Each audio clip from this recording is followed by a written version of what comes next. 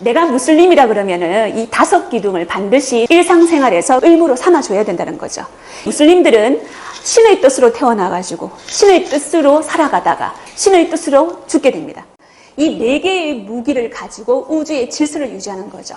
우주의 질서를 허트러뜨리는 악마와 싸우게 되는 겁니다. 이 함무라비 법전에는 사회적 약자를 보호하려는 함무라비 왕의 뜻이 그대로 내포되어 있습니다. 함무라비 법전의 제1조항 궁금하시죠? 놀랍게도 무고죄입니다. 오늘 제가 강의할 주제는 바로 베일의 사인 이슬람, 알면 보인다. 우리는 이슬람에 대해서 과연 얼마만큼 알고 있을까요? 모르는 부분이 너무 많더라는 거예요. 베일에 사여 있다는 거예요. 그래서 오늘 이 베일을 한번 벗겨보는 게 어떨까 싶어서 이 강연을 잡았습니다. 그러면 이슬람은 어떻게 탄생했을까 살펴보도록 하겠습니다. 무함마드, 이슬람의 창시자입니다. 무함마드는 굉장히 불우한 어린 시절을 보냈습니다. 뱃속에 있었을 때 아버지가 돌아가셨죠. 유복자였습니다. 어머니는 이 무함마드가 6살 때 돌아가시게 되었죠. 굉장히 집안이 좋은 쿠라이시 가문이라 그래서 귀족 집안의 아들이었지만 아버지도 없고 어머니도 없고 고아였습니다. 그래서 삼촌 밑에서 대상 활동을 하면서 억지로 살아가고 있었죠. 그때 드디어 꿈에 그리던 여인을 만나게 됩니다. 바로 이 무함마드의 첫 번째 부인 카디자입니다. 무함마드가 25살 때 만난 여인이에요. 몇 살로 보이십니까? 이 당시 나이가 40살이었습니다. 그러니까 무함마드가 25살 때 카디자 이 여인은 40살의 돈 많은 미망이었습니다. 카디자 같은 경우는 당시에 이 아랍 사회에서 여성 사업가, 여성 비즈니스맨으로 굉장히 이름을 떨치고 있었습니다. 무함마드 입장에서는 어쩌면 인생 대박, 인생 역전이 아니었을까요? 무함마드가 나중에 이 카디자가 죽고 난 다음에 수많은 여인을 자기 부인으로 들이지만 이 카디자를 굉장히 존경하고 아끼고 사랑했다고 합니다. 그만큼 존경받을 인물이었죠. 평생의 지지자였고 최초의 무슬림이었죠. 카디자 그러기도 하고 하디자 그러기도 합니다. 이 남편을 굉장히 응원하고 뒷받침하고 그랬던 인물이 바로 이 카디자였습니다. 드디어 결혼을 했습니다. 남자들은 왜 결혼만 하면 동굴로 들어가는지 모르겠어요. 역시 무함마드도 동굴로 들어가기 시작합니다. 1년에 한 달을 동굴 속에서 생활합니다. 여기에서 명상을 하기 시작하죠. 명상을 하면서 이 천사를 만나게 됩니다. 혹시 이 천사 이름 뭔지 아십니까? 가브리엘 천사입니다. 이 가브리엘 천사가 코란에도 나오는 거예요. 가톨릭이라든지 기독교에 보면은 수태 고지 있죠. 마리아한테 수태를 고지하는 그 천사 또한 천사 가브리엘이었습니다. 가브리엘이 무함마드에게 뭐라고 하냐면 읽어라 이렇게 말을 했습니다. 그런데 무함마드는 읽을 줄을 몰랐어요. 왜? 글을 몰랐던 사람이었거든요. 그런데 읽게 되는 거예요. 희한한 경험을 맛보게 되는 겁니다.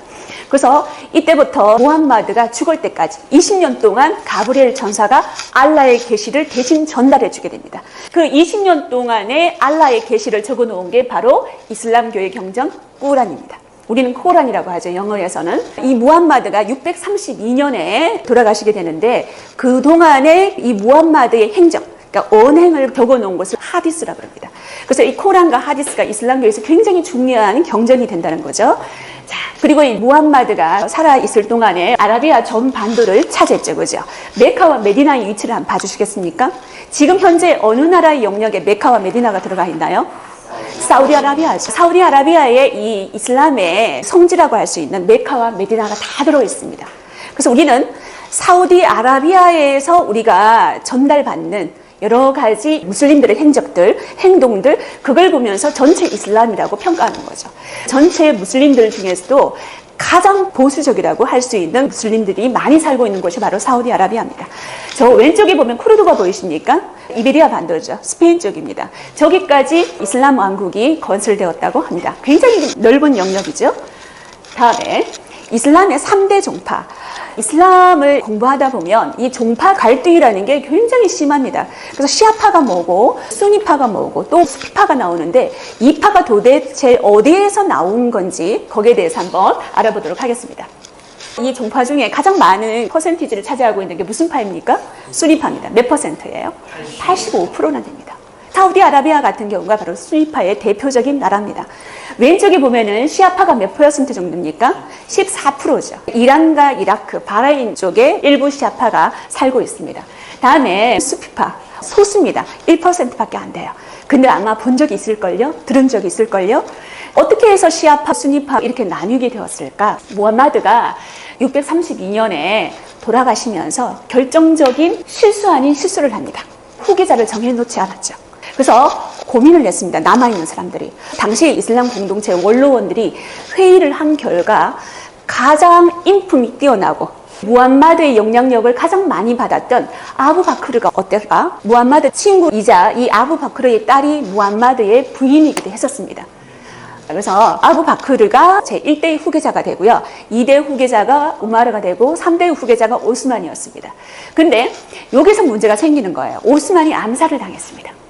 암살을 당해가지고 드디어 알리가 제4대 칼리프로 등장합니다. 무함마드의 후계자를 칼리프라고 하는데요. 이 알리에서 시아파의 뿌리를 찾을 수가 있습니다. 알리 같은 경우는 무함마드의 혈통을 잇고 있다는 거죠. 무함마드의 사촌이었습니다. 그리고 이 무함마드의 딸 파티마의 남편이었습니다. 그래서 무함마드의 사위이자 사촌이었기 때문에 굉장한 혈통을 잇고 있는 거죠. 드디어 알리가 기다리던 4대 칼리프직을 차지하게 됩니다. 그런데 이때부터 문제가 발생합니다.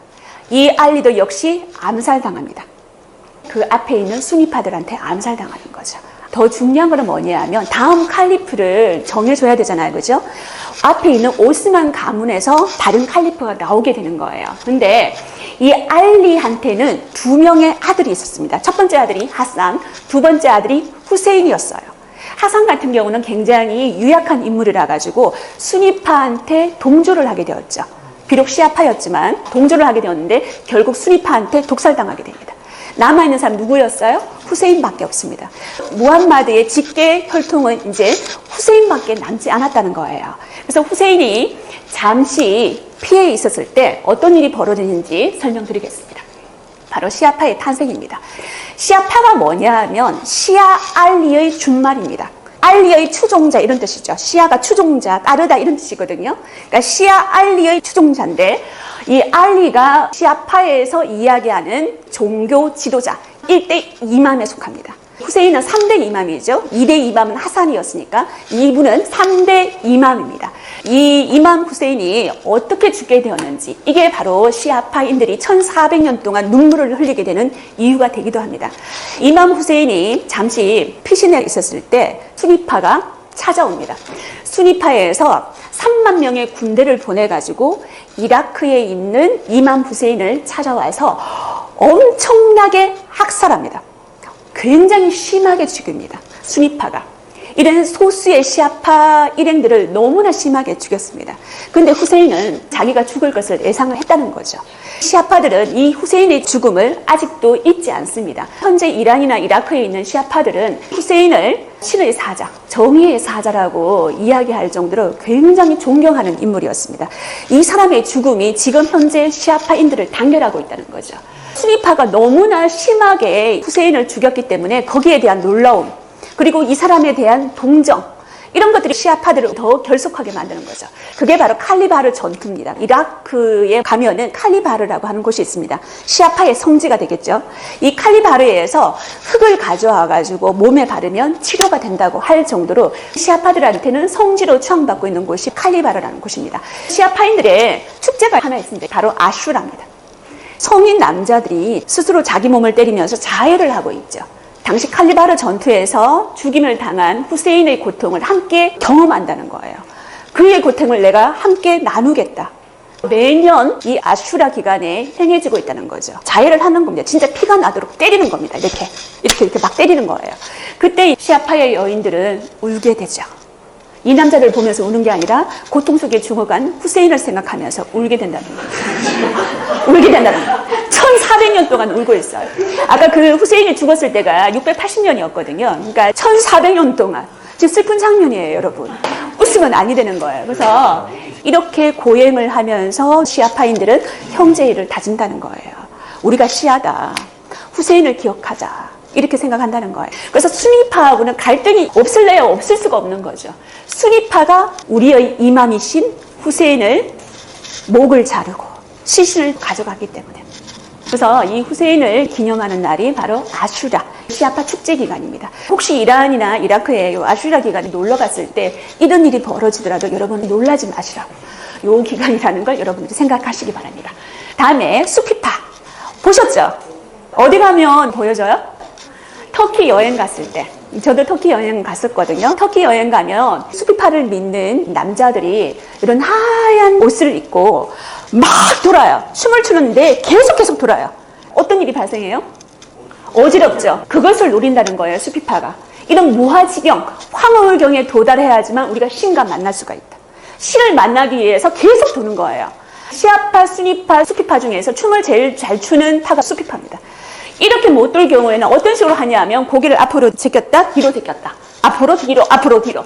이걸 계속 수백 번, 수천 번 하면 그때 무아지경이 되는 거예요. 바로 신을 만날 수가 있습니다. 이게 수피파입니다. 지금 현재의 중동 이슬람 국가의 종파 분포를 잠시 한번 보시겠습니다. 여러분들이 이 지도에서 어떤 걸 느끼셔야 되냐면 지금 이 중동 지도하고 이 북아프리카의 지도의 국경선을 잠시 한번 봐주시기 바랍니다. 국경선이 너무 이상하지 않아요? 왠지 자로 그은 듯 반듯반듯하게 되어 있지 않습니까? 이거는 의도적으로 국경선을 그었다는 거예요. 누가? 영국과 프랑스와 같은 열강들이 언제? 1차 세계대전 때 오스만 제국이 무너지고 난 다음에 영국과 프랑스가 이 지역을 차지했죠. 그때 이 서구 열강들의 이해관계에 따라서 자로 지도에다가 그냥 끊는 거예요. 뭐를 무시하고? 종파를 무시하고 종족을 무시하고 민족을 무시하고 마음대로 그어놓은 거예요. 예를 들어서 시아파가 한 나라를 만들고 수니파가 한 나라를 만들면 싸울 일이 없잖아요. 베두인족이 한 나라를 만들고 이러면 싸울 일이 없잖아요. 그런데 시아파와 수니파를 막 섞어놓은 거예요. 이러니까 내전이 발생할 수밖에 없는 겁니다. 그래서 우리가 TV에서 볼 수 있는 그 내전들, 어떤 내전이 있을까요? 시리아 내전이 있죠. 저도 터키 여행 갔을 때 시리아 난민들 굉장히 많이 만났습니다. 이 시리아 내전 같은 경우는 시아파 정권이랑 수니파 반군이 싸우는 겁니다. 우리가 예멘 난민이 제주도에 도착했다고 뉴스에서 많이 봤는데 예멘 같은 경우는 시아파 반대입니다. 반군이 시아파예요. 수니파가 정권을 차지하고 있는 거예요. 고통받는 것은 이 나라의 국민들이라는 거죠. 여성과 특히 어린아이들이 더 고통을 받고 있다는 겁니다. 그런데 이 내전의 원인을 제공했던 나라, 이 난민을 받아들일 것인가 말 것인가 고민을 하고 있다는 거죠. 여러분들은 그걸 아셔야 되는 거예요. 그래서 우리가 이슬람 포비아에 빠져 있지 않을까? 어쩌면. 왜? 모르니까. 그 폭력들, 테러들 왜 일어났을까에 대한 고민보다는 나타난 현상에 대해서 더 반감을 가지게 되지 않을까? 이 공포는 알면은 없어지는 거예요. 이 종교에 대해서 알면은 더 이상 공포스럽지 않습니다. 컨저링 같은 이런 무서운 공포 영화 같은 경우도 귀신이 등장하지 않을 때 더 무섭지 않습니까? 등장하고 난 다음에는 아, 저 사람은 배우이겠거니 이렇게 생각하면 무섭지 않잖아요, 그죠? 그래서 오늘 우리가 이슬람 문화에 대해서 조금 더 알아보는 시간을 갖도록 하겠습니다. 내가 무슬림이라 그러면은 이 5 기둥을 반드시 일상생활에서 의무로 삼아줘야 된다는 거죠. 무슬림들은 신의 뜻으로 태어나가지고 신의 뜻으로 살아가다가 신의 뜻으로 죽게 됩니다. 그래서 내가 태어나서 죽을 때까지 이 이슬람의 5 기둥, 5대 의무라고 합니다. 이것을 반드시 지켜야 되는 거예요. 어떤 의무가 있는지 한번 살펴보겠습니다. 첫 번째, 샤하다입니다. 신앙 고백이라고 하는데 조금 뒤에 다시 한번 설명할게요. 두 번째, 살라트, 기도, 예배라고 합니다. 세 번째, 싸움, 금식이죠. 라마단 기간의 금식입니다. 다음에 하지, 성지순례입니다.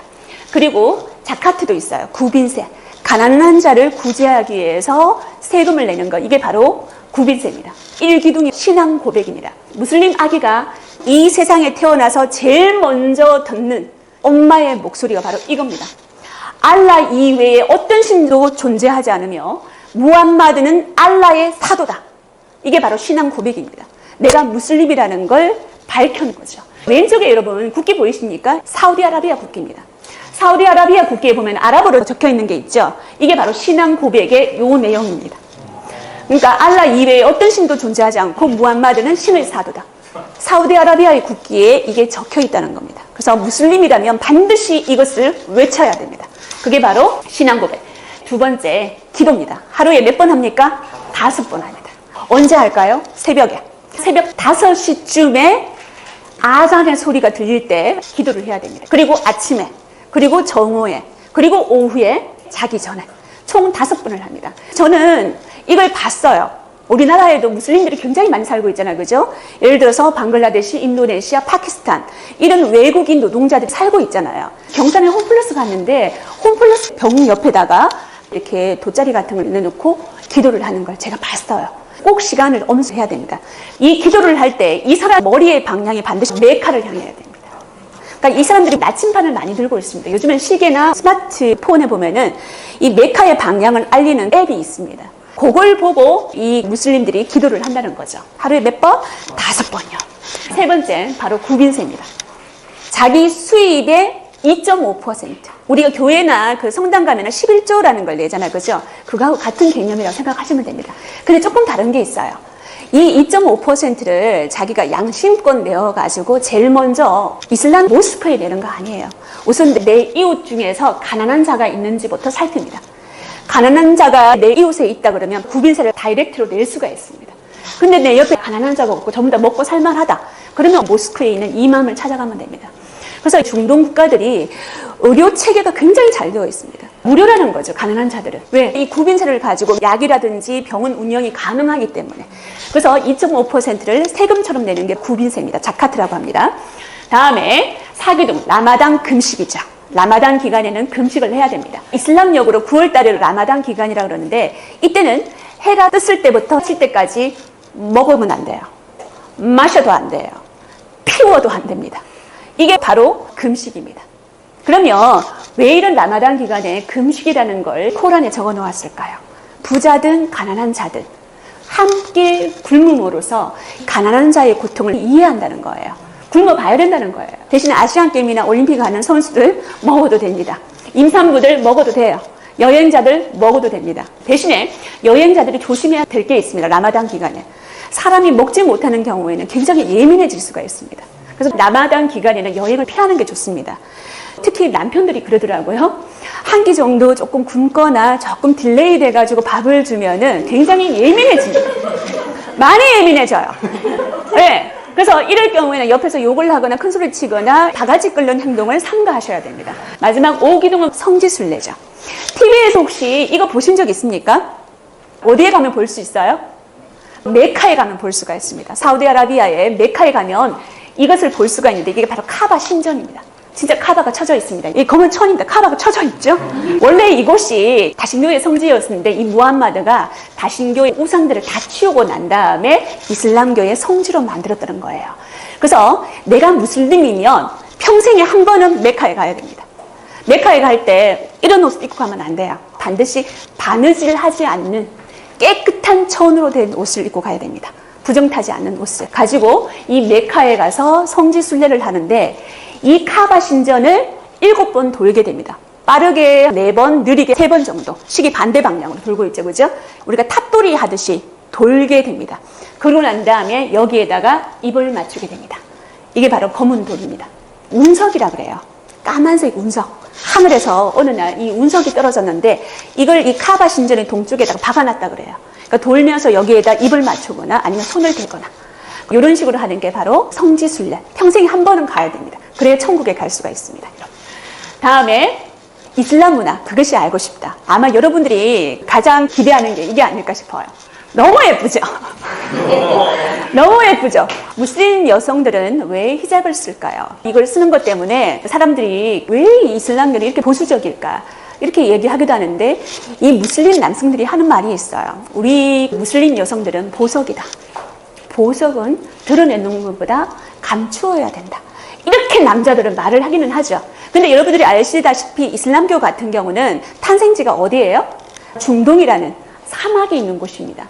여러분 사막에 거닐고 갈 때 모래바람이 막 일 거 아니에요. 대놓고 다닙니까? 아니죠. 가리고 다니죠. 그래서 이슬람교 탄생 이전부터 이런 히잡은 쓰고 있다는 거예요. 자, 보겠습니다. 히잡의 종류. 사우디 여자의대 졸업식입니다. 찾을 수 있겠습니까? 제 친구 미자, 숙자 찾을 수 있겠어요? 다행히 사우디아라비아가 얼마 전에 여성들도 드디어 운전할 수 있게 되었습니다. 운전면허증을 취득할 수 있게 되었습니다. 그동안에 이 보수적인 사우디아라비아에서 왜 운전을 금지했느냐면 여자들이 운전을 하다가 신호 위반이 딱 걸렸을 때 교통경찰하고 대면하게 되죠. 외간 남자인 거예요. 이거 대면하면 안 되는 거예요. 그래서 면허가 딸 수가 없었다는 겁니다. 근데 얼마 전에 사우디 왕세자께서 드디어 허락하셨습니다. 이게 바로 히잡입니다. 제일 드러낸 거죠. 히잡 같은 경우는 가장 간편한 스카프라고 얘기하는데 우리가 성당에서 미사 볼 때도 미사포 같은 거 쓰지 않나요? 그거라고 생각하시면 돼요. 요거보다 조금 더 가리는 거 있죠. 더 많이 가립니다. 이게 바로 니갑입니다. 여기까지 가리죠. 눈만 내놓습니다. 다 가리는 거예요. 옛날에는 흰색 히잡이라든지 흰색 니갑이라든지 흰색 부르카를 쓰는 여인들은 처녀예요. 검은색은 전부 다 유부녀라는 거죠. 얼굴을 다 드러낸 게 있습니다. 이게 바로 차두르죠. 터키 여행 가시면 차두르 쓰는 여인들을 많이 보시게 될 건데요. 제일 심각한 거는 이겁니다. 이거 뭐예요? 부르카입니다. 왜 웃습니까? 내가 예뻐서 가리는 건데 이 부르카 같은 경우는 전체적으로 다 뒤집어 쓰는데 눈도 망사 처리를 해야 돼요. 손도 다 가려요. 발도 다 가립니다. 내 신체의 일부를 전혀 드러내놓지가 않습니다. 망사 처리를 해야 됩니다. 이게 바로 부르카입니다. 보통 아프가니스탄 같은 경우에는 이런 부르카를 많이 쓴다고 하죠. 옛날에 아프가니스탄에 알카에다 빈 라덴이 잠적해 있을 때 부르카를 쓰고 이동하지 않을까라고 짐작했을 때가 있었습니다. 왜 이슬람 여인들은 이런 것을 쓰게 되었을까? 이슬람 경전 꾸란이 이렇게 나옵니다. 밖으로 나타나는 것 이외에는 유혹하는 어떤 것도 보여서는 아니 되느니라. 가슴을 가리는 머리수건을 써서 남편과 그의 부모, 자기의 부모, 그리고 자식, 형제와 형제의 자식, 소유하고 있는 하녀, 성욕을 갖지 못하는 하인, 그리고 성에 대해 부끄러움을 알지 못하는 어린이 이외의 자에게는 아름다운 것을 드러내지 않도록 해야 하느니라. 아시겠습니까? 중동의 여인들은 굉장히 이쁩니다. 저는 터키에 가서 야 이렇게 예쁜 여인들이 있을 수가 있을까라고 생각할 정도로 굉장히 미가 탁월합니다. 왜냐하면 문화가 교차되는 지점에 보통 사우디아라비아라든지 중동 국가들이 위치하고 있잖아요. 그죠? 대륙과 대륙이 교차하는 곳에, 그러니까 혼혈이 가능한 곳에 사는 지역의 여인들이 특히 아름답습니다. 두 번째, 이슬람은 일부 다처제, 이 남자는 일부 다처제 맞네요. 몇 명의 처를 거느리고 있습니까? 4명의 처를 거느리고 있습니다. 이슬람 율법에 네가 가능할 수만 있다면 4명의 여인까지 허용하노라 라고 되어 있습니다. 대신에 굉장히 복잡습니다. 이제 일부 다처제를 이제 허용하지 않는 나라도 굉장히 많습니다. 점점 줄어들고 있어요. 대신에 조건이 하나 있습니다. 반드시 첫째 부인의 허락을 얻어야 됩니다. 첫째 부인이 허락해주지 않으면 일부 다처제 하고 싶어도 못하는 거예요. 두 번째, 지역 판사가 허락을 해줘야 됩니다. 돈도 없는 게 마누라 넷을 거느려. 안 돼. 주변에 보니까 너 별로 성격이 안 좋더라. 너 주위 보니까 평판이 나쁘더라. 안 돼. 이런 식으로 판사가 거절해버리면 이런 부인을 둘 수가 없습니다. 또 하나, 경제적인 조건이 있어줘야 됩니다. 어떤 조건? 이 부인 한 사람한테 독립 가옥, 집 한 채씩을 다 줘야 돼요. 얘한테 하나씩 다 평등하게 줘야 됩니다. 24평, 42평 안 돼요. 24평, 24평, 24평, 24평 똑같아야 됩니다. 평등한 종교니까. 가방도 거의 비슷하지 않습니까? 그리고 또 하나, 그 남자의 낮과 밤을 배분할 때 똑같이 배분해줘야 됩니다. 내가 이 여자 집에서 밤에 12시간 있으면 이 여자 집에서 12시간 자줘야 되는 거예요. 똑같이 해줘야 돼요. 자신 있어요? 그래서 요즘은 간편하게 첫째 부인한테 3일, 둘째 부인한테 3일, 3일, 3일 계산하기 좋게 이런 식으로 한다고 합니다. 아, 성환이 꿈을 적기 시작했군요. 이게 바로 일부 다처제입니다. 그런데 일부 다처제가 왜 나왔을까요? 이거는 이슬람교의 창시자 무함마드의 일생에 있어서 유년기를 잘 살펴보셔야 됩니다. 어릴 때 고아가 됐어요. 엄마를 잃었고 자기는 고아가 됐습니다. 그래서 이 미망인과 고아에 대해서 특별한 애정이 있다는 거예요. 뭔가 보호 본능 같은 게 있다는 거예요. 어릴 적 자기의 어떤 트라우마 같은 거죠. 그래서 좀 더 심하게 보호 본능을 알았는가 봐요. 왜냐하면 당시에 아랍 세계에서 부족 간의 전쟁이 굉장히 많았습니다. 대상 활동을 하다가도 도둑을 만난 남자가 죽을 수도 있으니까요. 그래서 옛날에 미망인들이 많이 생겨났다는 거예요. 미망인이 생겼다는 것은 고아도 많이 발생할 수 있는 조건이 되었다는 거죠. 그래서 살아남은 자가 그 미망인과 고아를 거두어라. 다음에 모스크에 대해서 알려주세요. 우리가 아랍이라든지 터키 여행 가면 모스크들을 굉장히 많이 만나게 될 건데요. 세계에서 가장 아름다운 모스크입니다. 박순일 스님은 아실 것 같은데요. 어디 모스크입니까? 터키에? 터키에 가면? 예, 맞습니다. 맞습니다. 블루 모스크에 다 나와 있네요. 자, 술탄 아흐멧 모스크라고 하기도 하고 그 내부가 블루 색깔이라서 블루 모스크라고 합니다. 이것만 여러분들이 잘 알아놓으시면 여행 갈 때 굉장히 편합니다. 왼쪽에 미나렛이라고 하는 첨탑이 있죠. 이슬람 모스크 사원의 특징입니다. 이 미나렛이 예배 시간을 알릴 때 그 예배 시간을 알리는 아잔의 목소리가 여기서 울립니다. 예전에는 생목을 했어요. 이제는 녹음을 해서 하는데 아잔 소리 한번 들어보시겠습니다. 들리십니까? 이게 아잔 소리입니다. 하루에 아까 5번 기도한다고 그랬죠. 5번 이 아잔 소리가 들립니다. 역사를 모르는 저희 남편하고 터키 여행을 갔는데 호텔에서 새벽 5시 되니까 아잔 소리가 들리는 거예요. 우리 신랑 장께서 한국도 알고 이 터키에 와서도 여기 새벽까지 술 먹고 저렇게 돌아다녀서 시끄러워져. 문화를 모르니까 이런 일이 발생한다는 겁니다. 그래서 이걸 알아놓으시고 여기 보면 돔이 있죠. 돔은 바로 이슬람의 정신인 평화를 상징합니다. 제일 꼭대기 딱 보시겠습니까? 뭐처럼 생겼습니까? 초승달이 있죠. 모든 모스크 꼭대기에는 초승달이 있습니다. 마호메트가 알라의 계시를 받을 때 하늘에 초승달이 떴다. 그 상징의 의미로 모든 모스크에 이렇게 초승달이 다 있습니다. 여러분 이슬람을 믿고 있는 국가들의 국기의 공통점 보면은 별을 품은 초승달이 있을 겁니다. 그런 의미입니다. 블루 모스크 내부죠. 이름 파란색 타일로 되어 있어가지고 보통 블루 모스크라고 합니다. 블루 모스크 내부에서 예배를 드리고 있는 장면인데요. 금요일 날 예배를 봅니다. 이 이슬람의 주일은 금요일이에요. 유대교의 주일은 토요일입니다. 그리스도교의 주일은 언제예요? 일요일입니다. 겹치지가 않아서 참 다행이에요. 참 다행이에요. 예루살렘 같은 경우는 여기 보면은 이 무슬림들이 어디를 향해서 기도를 하고 있죠? 메카 방향이겠죠, 그죠? 메카 방향을 알려주는 게 있습니다. 바로 이 부분입니다. 이 부분. 이 부분이 미흐랍이라고 하는 메카 방향을 알려주는 곳입니다. 이곳을 향해서 기도를 합니다. 그리고 여러분들 터키 여행이라든지 이슬람 지역을 여행할 때 모스크 안에 내부에 보면은 바닥이 전부 다 카페트가 깔려 있어요. 근데 그 카페트의 문양을 보면은 아라베스크 무늬처럼 이렇게 되어 있는데 굉장히 그 모양이 획일적이에요. 왜냐하면 평등의 종교니까 내가 기도하는 공간만큼 이렇게 문으로 이렇게 되어 있습니다. 딱 자리에 가면 내가 차지할 수 있을 정도로. 여기에 보면 특별한 게 뭐냐면 남자만 보이죠. 여자는 모스크에 들어갈 수 없는 게 아니에요. 여자들의 예배 장소가 따로 있습니다. 남자랑 부딪히지 말게 하기 위해서. 그런 장소가 있고요. 그래서 마무리 지어 봅시다. 오늘의 제목이 뭐였죠? 베일의 사인 이슬람 알면 보인다였습니다. 알면 보인다. 제가 이것을 염두에 두고 오늘 이 주제를 찾았습니다. 하기야 소피아에 가봐라. 하기야 소피아가 성 소피아 성당입니다. 터키 이스탄불에 가면 이 성 소피아 성당이 있습니다.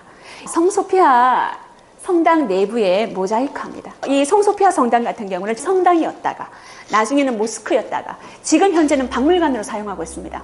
근데 박물관이면서 안에 전시하는 게 아무도 없습니다. 건물 자체가 박물관이에요. 우리가 박물관이라면 내부에 뭔가 전시를 해놓고 있어줘야 되는데 이 건물 자체가 박물관입니다. 근데 희한한 게 있어요. 그 안에 내부의 모자이크가 굉장히 유명합니다. 이 모자이크를 보시면 예수와 마리아가 계시고 그 옆에 콘스탄티누스 대제라고 동로마 제국의 황제가 있습니다. 성 소피아 성당하고 이 도시 콘스탄티노플을 마리아와 예수한테 바친다는 거죠. 이 모자이크가 그대로 있습니다.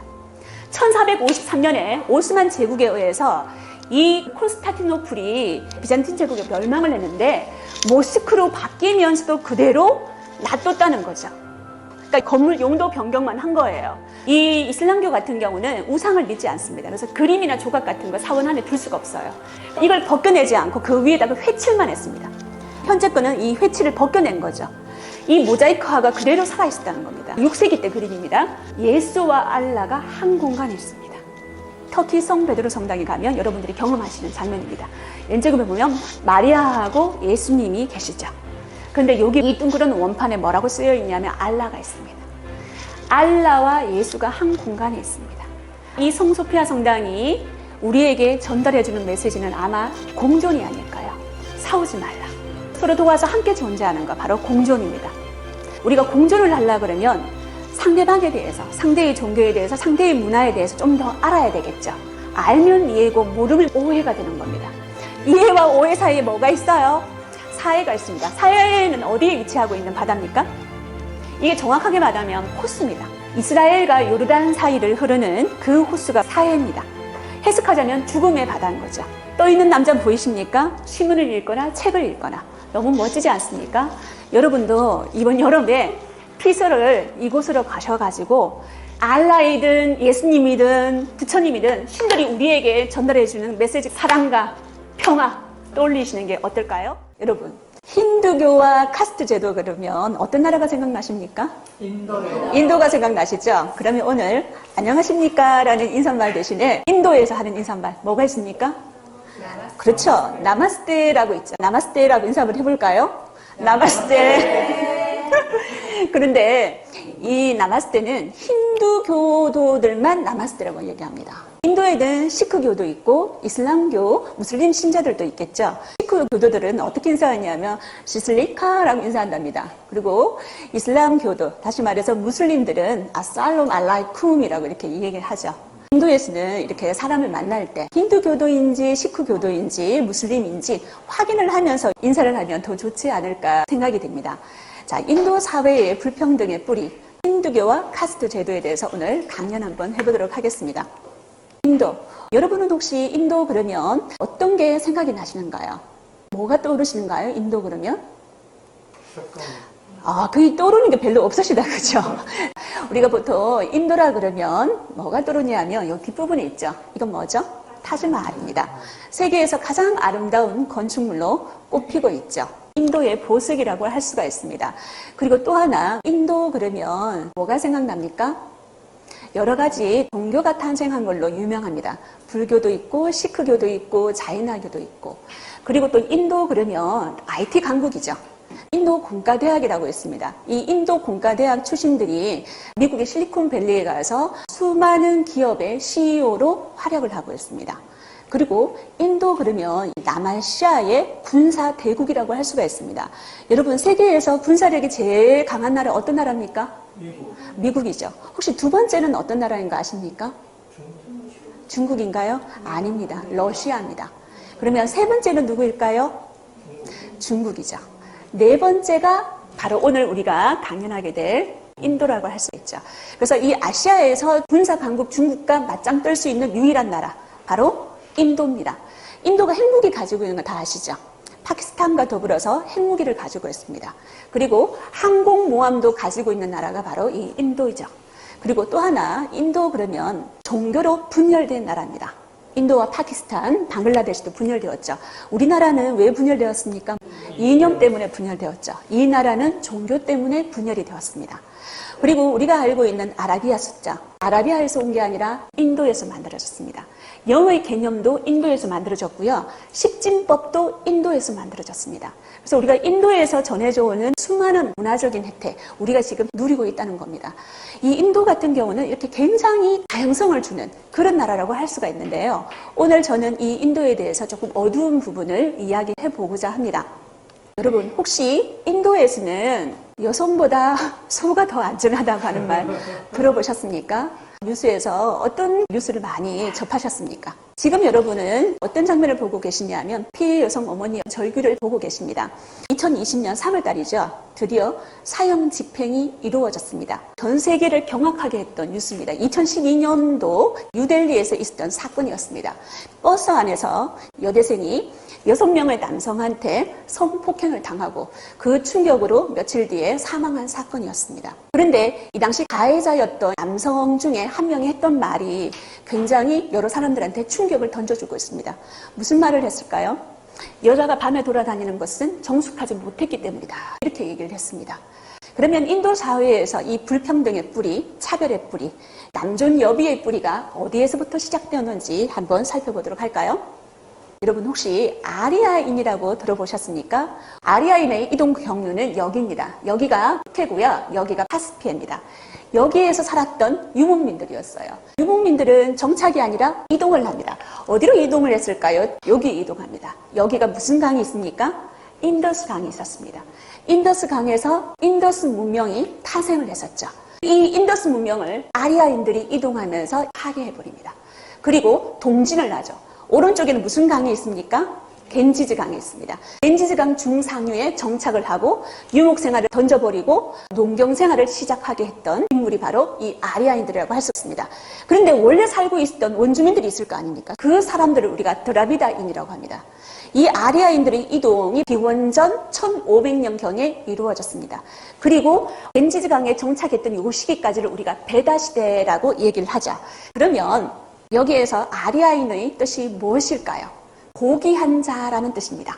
자신이 고귀하면 나머지는 어떨까요? 그렇죠. 천하다는 뜻이겠죠. 이 아리아인들이 드라비다인을 정복하면서 만든 종교가 바로 브라만교고 그때 만든 신분 제도가 카스트 제도라고 할 수 있습니다. 그러면 드라비다인이 누구고 아리아인들은 어떻게 생겼을까? 앞에 이걸 한번 볼까요? 여기는 인더스 강에 있는 모헨조다로라는 계획도시에서 발견된 동상들입니다. 어떤 모습이에요? 얼굴이 좀 넉대대하고 피부톤은 까맣고 코는 뭉툭하죠. 이마는 넓고요. 이런 사람들을 드라비다인이라고 합니다. 그러면 오른쪽에 이 모헨조다로에서 발견된 사제, 제사장이라고 할 수 있죠. 백인의 모습입니다. 덩치가 굉장히 좋죠.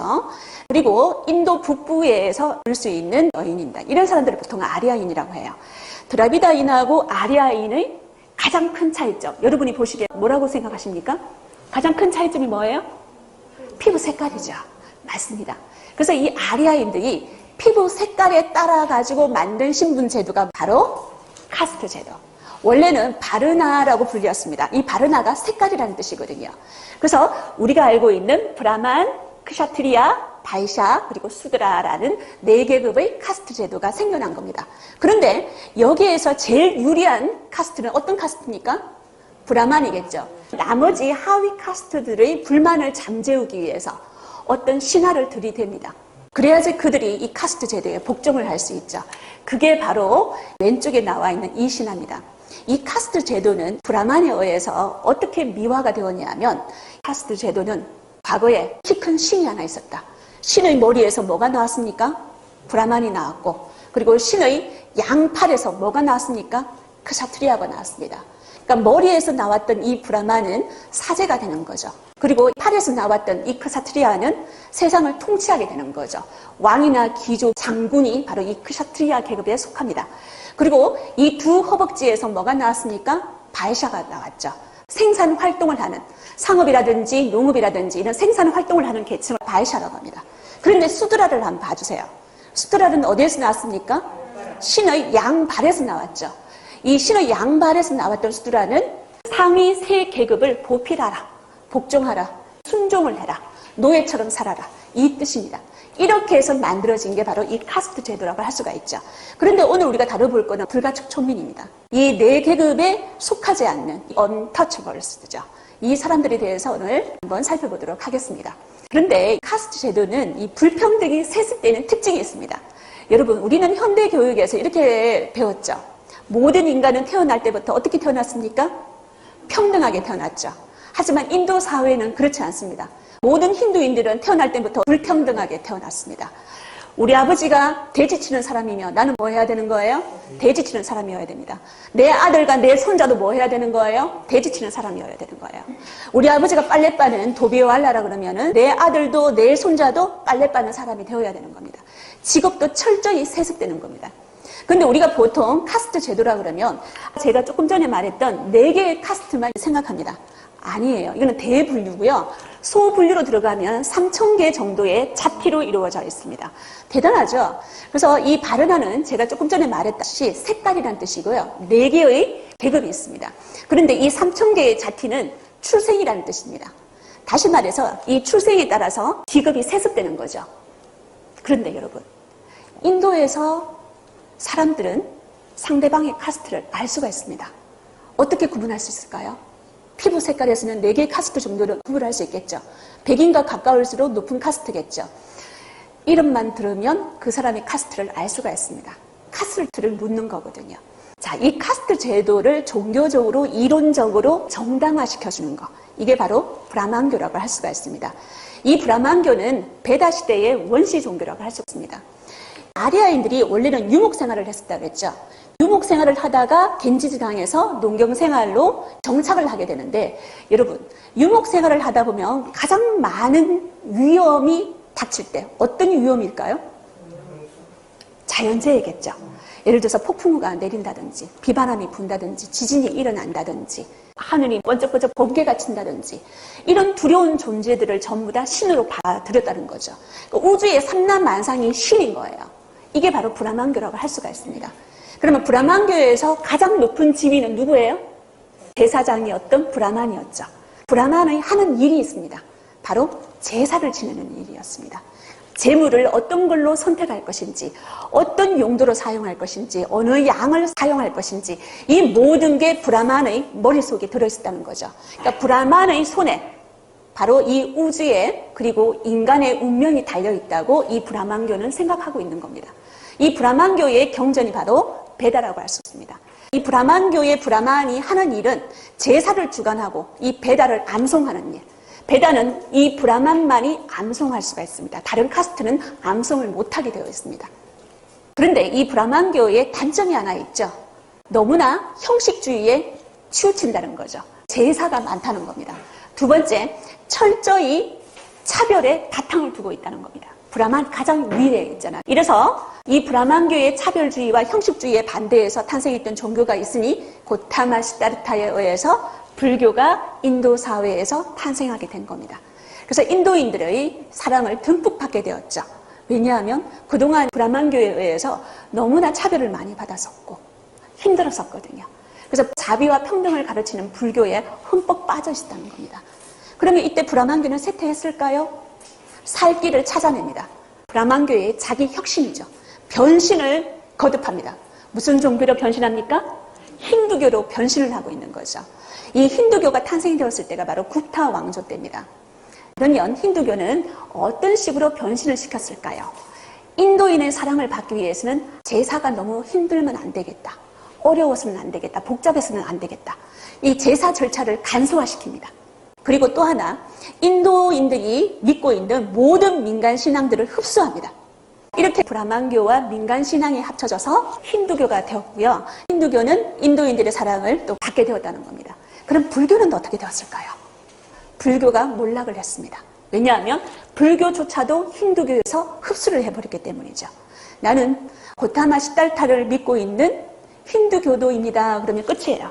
그러면 이 힌두교에 대해서 조금 알고 지나갈까요? 3억 3천이라는 그 어마어마한 신들 중에서 인도인들이 사랑을 받고 있는 이 3명의 삼주신을 한번 살펴보도록 하겠습니다. 트리뮤리티라고 하는데요. 오른쪽부터 창조의 신 브라흐마, 두 번째는 질서 유지의 신 비슈누, 세 번째는 우리가 알고 있는 파괴와 재생의 신 시바신입니다. 이 셋 중에서 여러분 시바신은 알고 있죠. 힌두신이라는 걸. 그런데 여기에서 인기 없는 신은 창조의 신 브라흐마입니다. 우주를 창조하고 이 세상을 창조하고 난 다음에는 이 신의 역할은 끝나는 겁니다. 그러니까 믿어봐야 소용없다는 거죠. 그러면 이 두 신이 남아있겠죠? 두 신을 한번 살펴보도록 하겠습니다. 바로 가장 자비로운 신, 인도인들이 사랑하는 신 비슈누 신이죠. 이 비슈누 신은 팔이 몇 개입니까? 4개죠. 4개의 무기를 가지고 있습니다. 여기 보면은 소라 고둥이 있죠. 여기 옥만처럼 생기는 게 바로 차크라라는 무기입니다. 그리고 여기는 철퇴가 있고요. 여기는 평화를 상징하는 연꽃이 있습니다. 이 4개의 무기를 가지고 우주의 질서를 유지하는 거죠. 우주의 질서를 허트러뜨리는 악마와 싸우게 되는 겁니다. 그런데 그때 싸울 때 이 비슈누 신은 자기의 화신, 아바타를 이 지상에 내보내게 되죠. 그래서 그 아바타가 모두 몇 명입니까? 10명입니다. 여기 보면은 물고기를 닮은 아바타도 있고요. 거북이를 닮은 아바타도 있습니다. 그리고 원숭이를 닮은 아바타도 있고요. 더 놀라운 것은 뭐를 닮은 아바타가 있습니까? 바로 붓다, 고타마 시달타도 이 비슈누의 아바타에 들어가 있다는 거죠. 그래서 인도 사회에서 불교를 안 믿는다는 거죠. 불교 신도수가 한 3%밖에 안 됩니다. 힌두교는 80%나 되는데. 왜냐하면 힌두교를 믿으면 불교 믿는 거하고 똑같으니까요. 아바타라는 2009년에 헐리우드 영화 혹시 보신 적 있습니까? 1000만 관객이 넘었으니까 여기 있는 분 다 보셨죠? 이 아바타 영화가 모티브로 한 신이 바로 비슈누 신입니다. 비슈누 신 몸 색깔을 한번 봐주시겠어요? 어떤 색깔이에요? 파란색이죠. 그래서 아바타의 모습도 파란색이 되었다는 겁니다.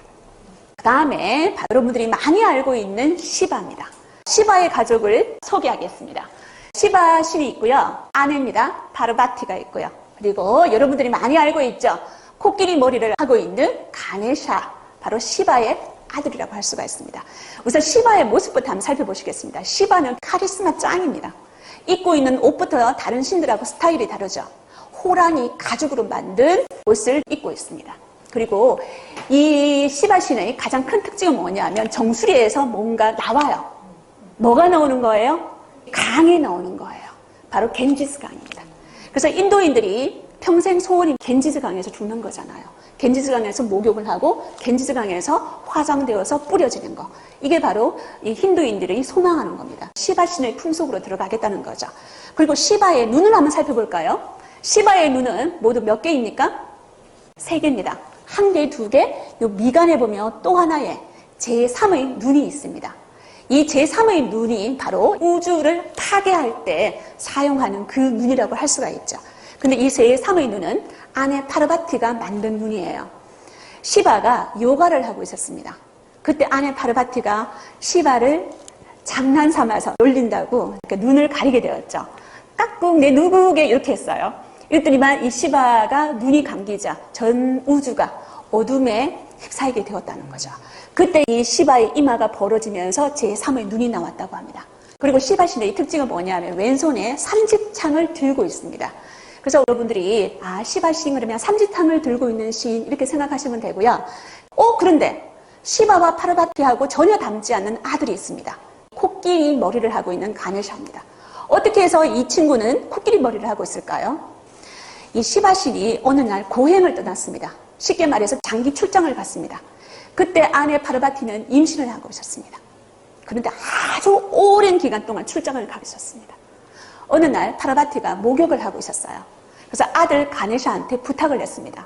내가 지금 목욕을 하고 있으니까 너는 대문을 지켜라. 이렇게 된 거예요.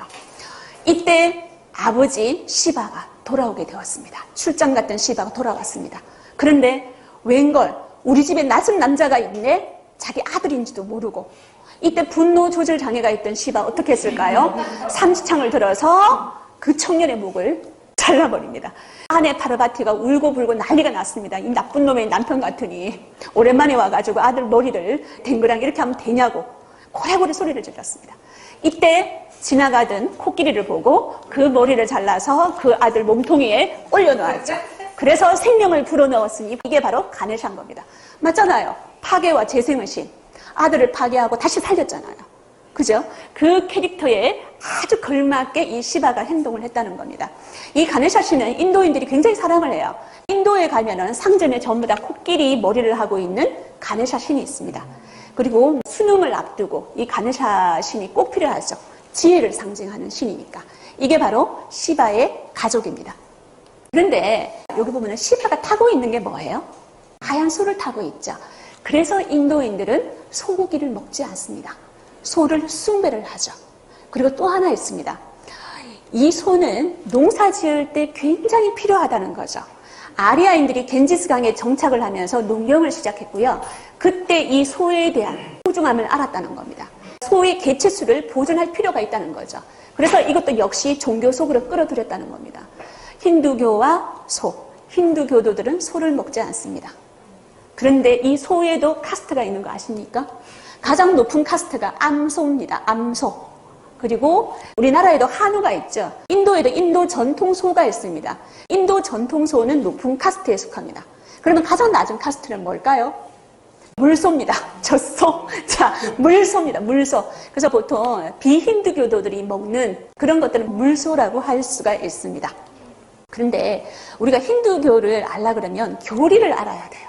이 교리가 어렵지만 그렇게 또 따져보면 어렵지가 않습니다. 여러분 따라 한번 해보시겠어요? 까르마. 산스크리트어입니다. 업보라고 하는 말 들어보셨습니까? 아유, 내 업보다 이런 말 들어보셨죠? 이 업입니다. 내가 전생에서 어떤 행위를 했는지 그게 바로 이 업보라는 거죠. 그리고 윤회란 말도 들어보셨죠? 불교에서도 윤회란 말이 있습니다. 브라만교에서 힌두교 그리고 불교까지 전부 다 이 업과 윤회 사상이 전달되었다는 거죠. 인간이 해탈에 도달하지 못하면은 삶과 죽음이 반복됩니다. 낳고 죽고 낳고 죽고 이렇게 된다는 거죠. 끝없이 반복됩니다. 수레바퀴처럼. 이게 바로 윤회라는 겁니다. 그런데 여기 보면 다르마라고 있습니다. 오늘 제가 이 강연에서 이야기하고 싶은 게 바로 이 다르마라는 겁니다. 이 다르마가 뭐냐 하면 사람으로서 마땅히 해야 될 도리를 다르마라고 합니다. 의무라고 우리 번역하기도 하고 법이라고 번역하기도 하는데 이게 바로 다르마라는 거죠. 각 카스트의 의무, 이걸 또 다르마라고 작게 범위를 줄여서는 또 이야기할 수가 있습니다. 그러면 이 카르마하고 다르마가 힌두교에서 어떻게 말해지는지 한번 살펴보도록 하겠습니다. 이 브라만들이 인도의 하층민들한테 너한테는 어떤 다르마가 있어? 라고 얘기를 하면 알아듣겠어요? 못 알아듣겠어요? 못 알아듣겠죠. 그러면 어떻게 하면 그 인도의 수많은 백성들이 알 수 있을까요? 이야기를 풀어서 쉽게 설명을 해주면 됩니다. 그게 바로 힌두의 대서사시 라마야나입니다. 서양에는 오디세이라든지 일리아스라든지 이런 게 있는데 인도에는 라마야나가 있습니다. 이 라마야나에 대해서 잠깐만 이야기를 하고 가겠습니다. 라마의 이야기인데요. 이 사람이 바로 라마입니다. 이 라마는 굉장히 중요해요. 비슈누 신의 화신이기도 합니다.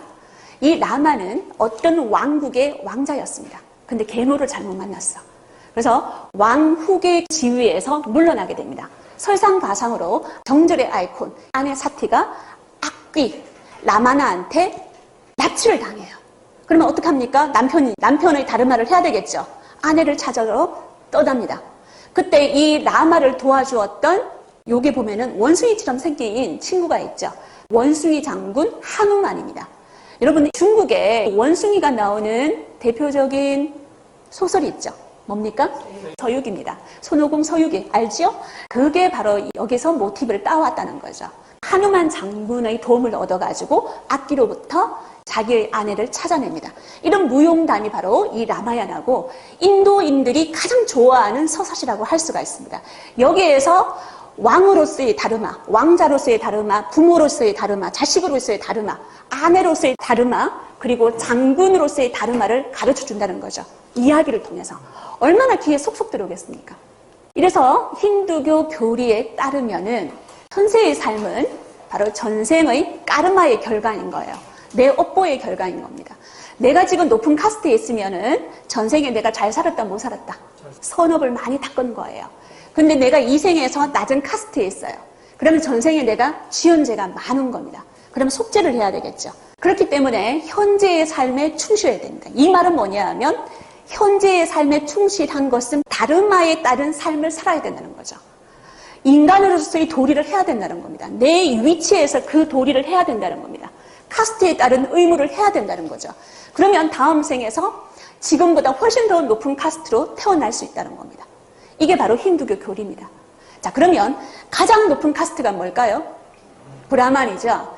이렇게 생겼습니다. 브라만들은. 이런 사람들 혹시 본 적 있습니까? 이마를 한번 봐주시겠어요? 브라만 사제들의 특징은 뭐냐 하면 이마에 이렇게 선을 긋습니다. 세로줄이 있고요. 가로줄이 있습니다. 여기에는 지금 무슨 줄입니까? 세로줄이죠. 이 세로줄은 시바신을 모시는 사제입니다. 가로줄이 꺼여 있으면 비슈누 신을 모시는 사제입니다.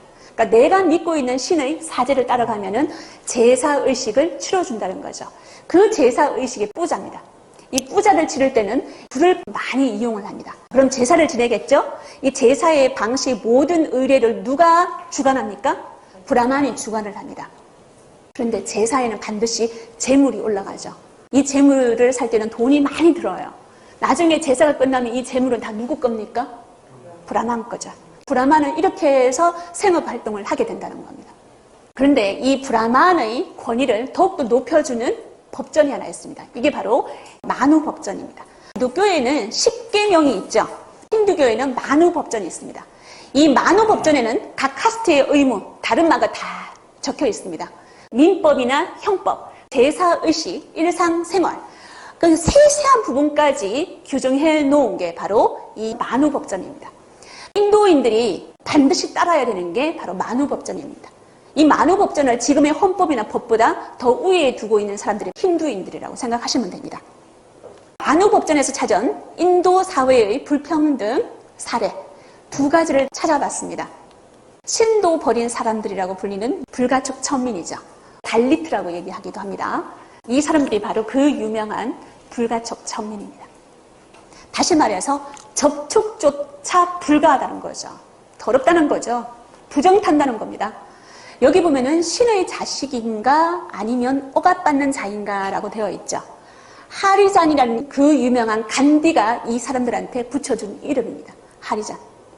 그리고 이 달리트라는 뜻은 억압받는 자라는 뜻입니다. 이 사람들 삶의 목적이 뭘까요? 죽을 때까지 내 죄를 속죄하는 겁니다. 내 죄를 반성하면서 사는 거예요. 이 사람들이 꿈이 죽기 전에 겐지스강에 한번 가보는 겁니다. 하지만 가고 싶어도 돈이 없어서 못 가요. 겐지스강까지 가서 거기에서 몸을 씻고 내가 죽을 때 화장해서 나의 뼈가루가 겐지스강에 뿌려지는 거. 이 사람들이 평생 소망하는 겁니다. 그러면 다음 생에는 더 나은 카스트, 불가축 천민이 아닌 카스트로 태어날 수가 있습니다. 만우법전에 보면은 이 불가축 천민에 대해서 이렇게 씌어져 있습니다. 이들은 개, 돼지, 닭과 마찬가지다. 소는 없습니다. 브라만이 식사하는 것을 보아서는 안 된다. 마을 밖에서만 살래 다른 사람들이 그를 쳐다보지 않도록 표시하고 밤에는 돌아다니면 안 된다. 달리트는 인간이 아닌 악의 구현이기에 다른 카스트와 신체적 접촉을 할 경우 사형을 당할 수가 있다. 그래서 사원 출입도 금지됩니다. 브라만이 읽는 경전, 이 베다를 만약에 암송한다면 혀를 뽑습니다. 베다를 만약에 보게 된다면 눈알을 뽑습니다. 베다의 암송을 듣게 되면 귀를 잘라버려요. 이런 사람들이 바로 이 불가촉 천민이라는 거죠. 불가촉 천민 중에서 저는 오늘 도비 가티에 살고 있는 이 빨래하는 사람들, 도비 왈라에 대해서 한번 살펴보고자 합니다. 인도 뭄바이라는 큰 도시가 있어요. 거기 가면 세계에서 가장 큰 빨래터, 여기가 바로 도비 가트입니다. 어떻게 보여요? 빨래하고 싶습니까? 제가 싫어하는 게 빨래입니다. 자, 보겠습니다. 이 인도의 전문 세탁공을 도비 왈라라고 그래요. 그런데 우리가 빨래를 해보면 알지만은 이 빨래에도 아주 해분되어 있는 절차가 있습니다. 선생님 빨래 좀 할 줄 아십니까? 요즘 어떻게 빨래를 하십니까? 세탁기에. 세탁기가 우선 기계 세탁을 많이 하시는군요. 근데 인도에서는 기계 세탁보다는 이렇게 도비 왈라가 세탁을 하면은 더 싸답니다. 그래서 보통 이 도비 왈라들한테 세탁을 맡기죠. 이 빨래의 과정이 이렇습니다. 더러운 빨랫감을 수거하는 거, 그 다음에 애벌 빨래, 다음에 빨래를 내리치고 헹구고 널고 다리고 개고 배달하는 거. 이런 시스템으로 이루어지는데요. 깨끗한 빨래를 만지는 아래쪽으로 내려오는 사람일수록 그 안에서 카스트가 더 높습니다. 신분이 더 높습니다. 그러면 여러분 봐주세요. 이 더러운 빨랫감을 수거하는 아이의 꿈은 뭐겠습니까? 앱을 빨래하는 거예요. 앱을 빨래하는 아이의 꿈은 뭡니까? 빨래를 내리치게 하는 거예요. 한 단계 더 업그레이드 되는 삶을 꿈꾸는 거죠. 안타깝지 않습니까? 여러분 혹시 이 예능 프로 보셨습니까? 저는 봤습니다. 무한도전에서 극한 직업이라면서 이 인도의 도비 왈라의 일을 체험한 두 인물이 있습니다. 한 사람은 유재석이고요. 한 사람은 광입니다. 정말 체험을 하더라고요. 하루 종일 빨래를 내려쳤어요. 이들이 담당했던 빨래가 자그마치 300벌이었습니다. 이 사람들 일주일 동안 들어 누웠을 겁니다. 이 도비 왈라들은 새벽 4시에 출근합니다. 그리고 16시간 동안 빨래를 내려칩니다. 그래서 한 달 꼬박 버는 수입이 10만 원 정도 됩니다. 이걸 가지고 가족을 부양한다는 거죠. 그런데 중요한 것은 뭐냐 하면 내 아들의 삶도 도비 왈라라는 거죠. 내 손자의 삶도 도비 왈라라는 거죠. 희망이 있을까요? 두 번째, 인도 사회에서 불평등한 대접을 받고 있는 여성입니다. 여성 앞에 오염 가능한 존재라고 제가 붙여놨습니다. 왜 여성들은 오염이 가능한 존재가 되었을까요? 인도 사회에서. 한번 살펴보겠습니다.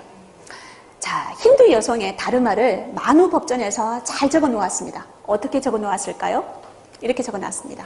어릴 때는 아버지가 지키고, 젊을 때는 남편이 지키고, 늙으면 누가 지켜요? 아들이 지킵니다. 아내는 낮이나 밤이나 자신의 남편에게 종속되어 있어야 된다라고 이 만우 법전에 적어 놓았습니다. 그러면 인도 사회에서 가장 이상적인 여인상은 어떤 여인상일까요? 바로 파티 브라타입니다. 한스 브리터예요. 남편에게 통제되고 있는 순종적인 아내상입니다. 힌두교를 믿고 있는 인도 사회에서 남편은 신의 대접을 받습니다. 신한테 헌신적인 여성, 이게 바로 가장 이상적인 여성이라는 거죠. 집에서 신처럼 대접받고 있습니까? 네. 그 신의 여인과 다른 신 아니에요? 혹시 자, 여러분, 인도 여성의 사진이 지금 나와 있는데요. 미간에 보면은 빨간 점이 하나 있죠. 저도 오늘 빨간 점 하나 찍고 오려고 그랬는데 빨간색 볼펜이 없더라고요. 이게 바로 빈디라고 합니다. 빈디. 이 빈디가 의미하는 게 뭐냐면 나는 결혼한 여자라는 겁니다. 나는 어떤 남자한테 종속되어 있다는 겁니다. 그러니까 너는 나를 넘보지마, 노터치라는 의미입니다. 그런데 이제 이 빈디는 패션이 되어가지고요. 어린아이조차도 이 빈디를 하고 있습니다. 그런데 이 여성의 코에 특징적인 게 있죠. 뭐를 하고 있습니까? 코걸이를 하고 있습니다. 우리가 보통 전문 용어로 피어싱을 했다 그러죠. 인도 여성들이 보통 이 링으로 피어싱을 한다든지 귀걸이를 한다든지 발찌를 착용한다든지 그렇습니다. 왜 이렇게 할까요? 나는 남편한테 종속되어 있다는 겁니다. 코 꼈다는 거죠. 쉽게 말해서. 코 꼈다는 겁니다. 나는 남편이 있는 여자라는 뜻입니다. 우리가 보통 소를 기를 때 이 소한테 뭐를 끼웁니까? 콧뚜레라는 걸 끼우죠. 그거하고 똑같습니다.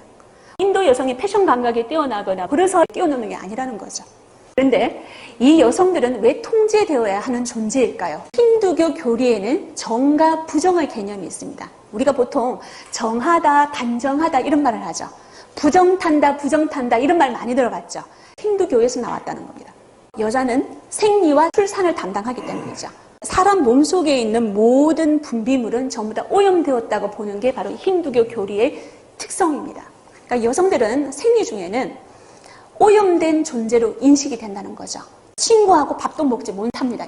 그리고 남편이 생리 중인 와이프한테는 밥도 하지 마라 그래요. 여성을 배려해서 그런 게 아니라 부정탄다는 거죠. 생리 중에 밥을 하면 그걸 먹는 사람들이 모두 부정을 타게 된다는 겁니다. 그리고 생리 중인 여성은 사원 출입도 금지됩니다. 뿌자도 금지됩니다.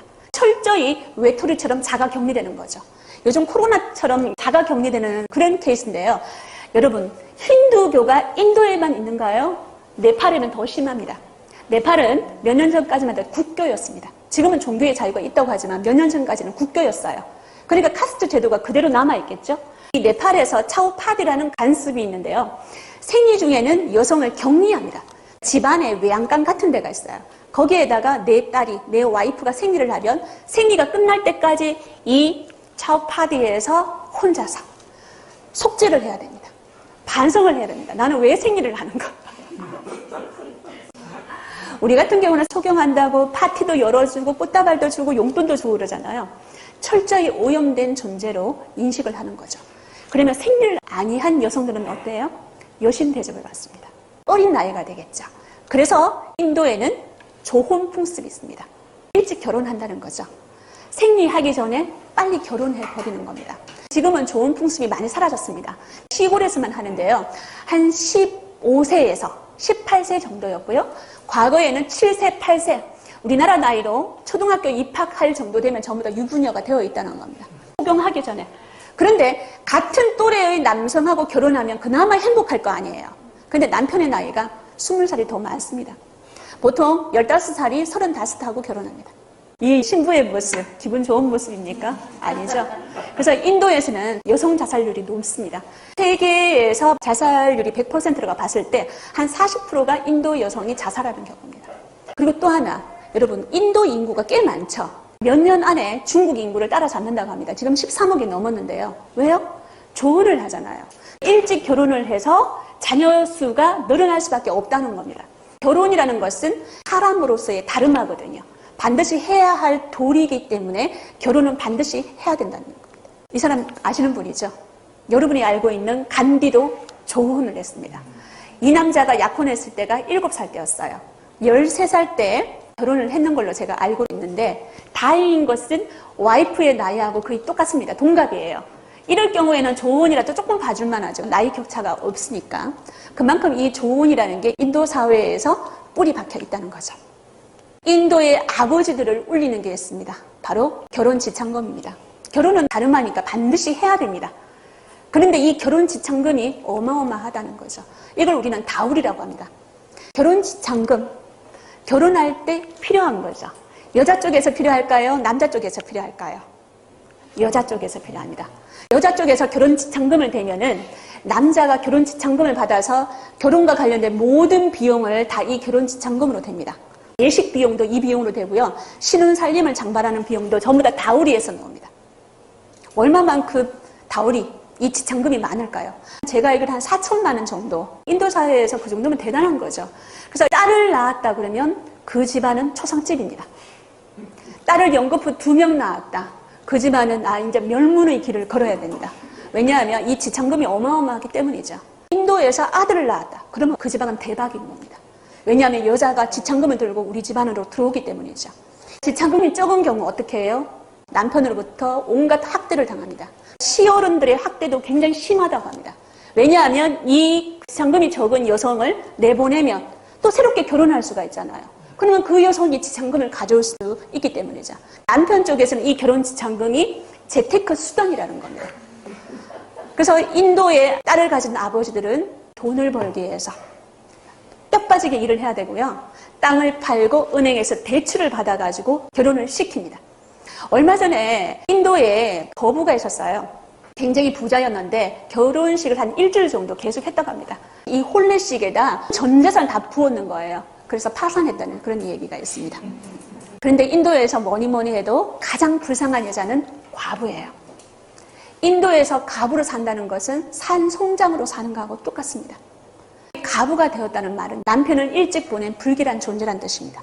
그런데 과부 중에서도 젊은 미망인이 있죠. 젊은 미망인은 아직 생리 중이에요. 그러면 다른 남자로부터 오염될 가능성도 또 있겠죠. 왜냐하면 내가 생리 중일 때 남편이 있으면 남편이 나를 통제할 수가 있는데 남편이 없는 경우에는 이 여성은 통제 불가능한 존재가 돼버리는 거예요. 그래서 가장 행복한 가부들은 겐지지강 쪽에 가부들이 거주하는 마을이 있어요. 여기에 버려지는 거죠. 쉽게 말해서 고려장을 당하는 겁니다. 그래서 평생 이 겐지지강에서 몸을 싣고 남편을 먼저 보낸 속죄를 하는 거죠. 이렇게 수고를 하면서 가부들이 평생을 보내게 된다는 겁니다. 죽지 못해 사는 거하고 똑같습니다. 이런 가부도 있습니다. 남편을 신처럼 섬기고 마지막도 함께 하리라 하는 거죠. 바로 인도의 사티 풍습입니다. 사티. 남편이 죽을 때 아내도 같이 산채로 화장하는 거예요. 1999년까지 사티가 있었다고 합니다. 이 사티가 행해질 경우에 자의인 경우도 있지만 타의인 경우도 많습니다. 가족에 의해서 아니면 마을 사람들에 의해서 약을 먹고 부지불식간에 불 속으로 들어갈 수밖에 없는 상황이 되는 거죠. 사티입니다. 그러면 과부로서 평생 한 송장처럼 살 것인지 아니면 죽어서 화장이 되어서 여신처럼 살 것인지 여러분들은 어떤 걸 택하겠습니까? 둘 다 택하기 싫은데 그러면 이 여성은 여신이 되잖아요. 그죠? 그 마을과 그 가문은 대박이 납니다. 왜냐하면 관광객들, 참배객들이 이곳에 오니까요. 이곳은 사원이 만들어집니다. 그래서 인도에서는 남편을 신처럼 섬기고 마지막도 함께하는 이 모습을 가장 아름다운 과부의 다르마라고 생각을 하고 있죠. 힌두교 만우 법전에는 이런 말이 있습니다. 정제를 지키지 않으면 자칼의 자궁에서 환생한다. 쉽게 말해서 동물의 자궁이니까 나는 뭐가 되는 거예요? 동물로 환생한다는 겁니다. 이런 다르마를 인도 여성들은 아직도 따르고 있다는 겁니다. 지금까지 저는 인도 사회의 불평등에 대해서 한번 다루어 보았습니다. 힌두교와 카스트 제도의 이 불평등의 뿌리가 있었죠. 그리고 이 불평등의 큰 아픔을 가진 달리트와 여성에 대해서 살펴보았습니다. 마하트마 간디입니다. 간디가 이런 말을 했습니다. 신이 진리가 아니라 진리가 신이다 이렇게 말을 했습니다. 여러분도 공감하십니까? 이 남성 어떤 카스트인 것 같습니까? 달리트죠. 억압받는 자입니다. 이 남자가 지금 어디에 들어가 있습니까? 하수구 안에 들어가 있습니다. 맨홀 뚜껑을 열고 이 남자가 하는 일이 뭐냐 하면 더러운 하수구 청소를 하는 거죠. 우리가 하기 싫은 일은 전부 다 이 달리트가 합니다. 이 하수구 속에 얼마나 냄새가 나는지 아시죠? 이 속에서 3시간, 4시간을 버텨냅니다. 그리고 또 다른 하수구 맨홀 뚜껑으로 또 들어가게 되죠. 키가 작고 왜소한 남자들만 들어갈 수가 있습니다. 맨홀 구멍이 너무나 작기 때문에. 신도 버린 남자입니다. 억압받는 남자죠. 바로 달리트입니다. 그러면 간디가 말했던 그 진리란 무엇일까요? 최소한 신이 이 사람들을 버릴지라도 사람이 사람을 버렸으면 안 되는 게 진리 아닐까요? 우리는 지금 21세기를 살고 있습니다. 인도인들처럼 그 오래된 다르마에 매여 살 것인지 아니면 나만의 다르마를 개척할 것인지 여러분은 어떻게 살겠습니까? 그래서 저는 여러분한테 묻고 싶습니다. 21세기를 살아가면서 여러분의 다르마는 무엇입니까? 제 강연을 들으시고 나만의 다르마에 대해서 생각 한번 해보시길 바라겠습니다. 감사합니다. 눈에는 눈, 이에는 이. 다 아시는 법전인 것 같습니다. 함무라비 법전 들어보셨죠? 이 함무라비 법전의 재발견, 오늘 제 강연에서 한번 찾아보도록 하겠습니다. 요즘 굉장히 폭발적인 인기를 끌고 있는 드라마인데요. 여러분 보고 계십니까? 이상한 변호사 우영우입니다. 이상한 변호사 우영우에 보면은 이런 대사가 나오죠. 기러기 토마토 스위스 인도인 별똥별 역삼역. 거꾸로 해도 우영우, 똑바로 해도 우영우. 그 우영우입니다. 이 드라마가 많은 사랑을 받고 있는 이유가 뭐라고 생각하십니까? 이 우영우 변호사는 자폐 스펙트럼을 갖고 있는 천재 변호사로 나옵니다. 대형 로펌에서 일을 하고 있지만 항상 약자의 행복을 지켜주기 위해서 최선을 다하는 그 모습이 아마 많은 시청자들한테 감동을 주고 있지 않을까 생각되는데요. 저는 이상한 변호사 우영우를 보면서 이 법에 대해서 생각하는 시간을 잠시 가졌습니다. 그래서 함무라비 법전이라는 이 주제를 생각해냈는데요. 세계 3대 법전이 있습니다. 첫 번째, 로마법 대전이 있습니다. 6세기 동로마 제국의 유스티니아누스 황제가 그동안의 황제들의 칙령을 모아놓은 법전이죠. 두 번째는 나폴레옹 민법전입니다. 이 나폴레옹 민법전은 근대 시민법의 원리가 그대로 담겨져 있는데요. 예를 들어서 사유재산에 대한 권리, 과실 책임의 원칙, 그리고 계약 자유의 원칙이 담겨져 있는 걸로 굉장히 유명합니다. 그리고 오늘 제가 여러분한테 들려드릴 이 함무라비 법전, 이 법전이 3700년 전에 만들어진 법전이거든요. 기원전 18세기 때 만들어진 법전입니다. 근데 이 법전이 아직까지 적용되고 있는 나라가 있습니다. 궁금하시죠? 그렇습니다. 이란입니다. 이 3700년 전에 만들어진 함무라비 법이 여전히 살아있는 이란에서 얼마 전 눈에는 눈, 이런 보복 선고가 이란 대법원에서 내려졌는데요. 남녀 3명에 대해서 안구 적출형이 내려졌습니다. 가해자가 피해자의 눈을 상하게 해가지고 실명을 하게 만들었거든요. 피해자의 가족이 원하면은 눈에는 눈 보복이 이렇게 판결로 내려질 수 있다고 합니다. 그래서 이 가해자에게 안구를 적출하라는 형을 이란 대법원에서 내렸다고 합니다. 그리고 얼마 전에는 절도죄로 잡혀간 절도범한테 손목을 잘라라라고 하는 선고가 내려졌다고 합니다. 21세기에도 여전히 3700년 전의 함무라비 법이 살아있다는 겁니다. 그러면 이 함무라비 법전은 어떤 배경에서 탄생되었는지 살펴보도록 하겠습니다. 이 함무라비 법전은 메소포타미아라는 지역에서 탄생되었는데요.